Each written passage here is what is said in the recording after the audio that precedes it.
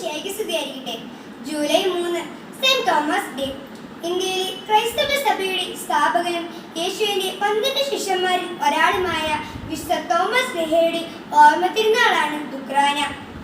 ഇന്ത്യയിൽ സുവിശേഷ ദൗത്യമായി എത്തിയ ആദ്യത്തെ അപ്പസ്തോലനാണ് വിശുദ്ധ തോമസ് ലീഹ.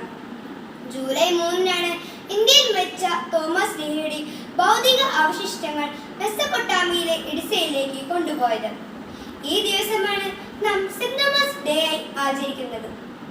അകമഴിഞ്ഞ ഭക്തിയുടെയും ഗുരുസ്നേഹത്തിന്റെയും പ്രതീകമാണ് വിശുദ്ധ തോമസ് ലീഹ. ഇന്നും ക്രിസ്ത്യാനികൾ പീഡനങ്ങളും വെല്ലുവിളികളും നേരിട്ടുകൊണ്ടിരിക്കുകയാണ്. ഈ സാഹചര്യത്തിൽ നമുക്കും അവനോട് കൂടെ പോയി മരിക്കാം എന്ന് പറഞ്ഞുകൊണ്ട് മറ്റു ശിഷ്യന്മാർക്ക് ധൈര്യം പകർന്ന വിശുദ്ധ തോമസ് ലീഹ നമുക്കൊരു മാതൃകയാണ്. ക്രിസ്തുവിനെ പ്രതി ജീവൻ നൽകി ജീവൻ നേടുന്ന ആ വലിയ സ്നേഹത്തിലേക്ക് നമുക്കും വളരാം. സംശയത്തിന് നിഴൽ മാറ്റി തോമസ് ലീഹയെ പോലെ പൂർണ്ണ വിശ്വാസത്തോടെ എന്റെ കർത്താവേ എന്റെ ദൈവമേ എന്ന് ഏറ്റുപറയാൻ നമുക്കും സാധിക്കട്ടെ.